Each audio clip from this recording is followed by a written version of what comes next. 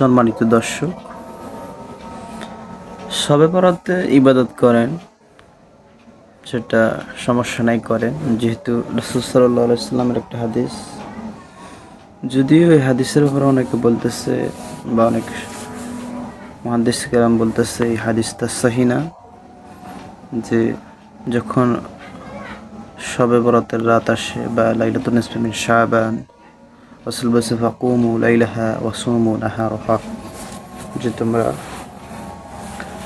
দিনের বেলায় রোজা রাখো আর রাত্রি বেলায় কিয়াম করো, মানে নামাজ পড়ো। এখন প্রশ্ন হচ্ছে, আমাদের সমাজে নামাজ পড়ে, হ্যাঁ ওটা ভালো জিনিস অবশ্যই। এখানে দুইটা জিনিস সম্ভবত ভুল হয়। সেটা হচ্ছে, অনেকেই নামাজকে মানে এশারের নামাজের পরে মনে হয় যেন একটা গুরুত্বপূর্ণ নামাজ বা ফরজ নামাজের মতো অনেকে ধারণা করে নেয়, একটা ভুল ধারণা। আবার অনেকে এই নামাজের জন্য সূরা নির্ধারণ করে, আয়াত নির্ধারণ করে, এটা একটা বিদআত। এটা কোনো নামাজেই কোনো নির্দিষ্ট কোনো সূরা নাই, একটা বিষয়। আরেকটা বিষয় হচ্ছে, অনেক আছে এত গুরুত্ব দেয় শবে বরাত বা লাইলাতুন নিসফি মিন শাবান রাত্রিকে, কিন্তু দেখা যায় ফজরের নামাজ সকালে জামাতে পড়তে পারে না। এটা বড় আফসোস। সম্মানিত দিনদার মুসলমান ভাই বোনেরা, মনে রাখবেন, একটা ফরজ এর সমতুল্য হাজার হাজার কোটি কোটি নফল দিয়েও একটা ফরজের সমতুল্য কখনোই সম্ভব নয়। ফরজ ইবাদত ফরজই, যেটা আপনার উপর আবশ্যক সেটা ফরজই, আর নফল নফলই, সুন্নাত সুন্নাতই।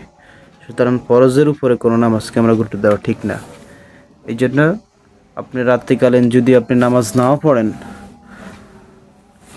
বরাতের রাত্রিতে যদি নামাজ নাও পড়েন, যেহেতু রাসূল সাল্লাল্লাহু আলাইহি সাল্লাম বলেছেন, ইন্নাল্লাহা লা ইয়াত্তালিউ লাইলাতুন নিসফি মিন শাবান ফায়াগফিরু লিজামিই খালকিহি, যে যখন শাবান, মধ্য শাবানের রজনী আসে, তখন আল্লাহ তাআলা কি করেন? ফায়াগফিরু লিজামিই খালকি, সকল মাখলুককে আল্লাহ তাআলা, সকল খালেককে আল্লাহ তাআলা মাফ করে দেয়। সকল মাখলুককে আল্লাহ তাআলা মাফ করে দেয়। শুধুমাত্র ইল্লাল মুশরিকিন আও মুশাহিন, যারা শিরক করে আর যারা মুশাহিন, যাদের ভিতরে হিংসা বিদ্বেষ আছে, সুতরাং এই দুই শ্রেণী ছাড়া বাকি সকলকে আল্লাহ তাআলা এই রাত্রিতে মাফ করে দেয়।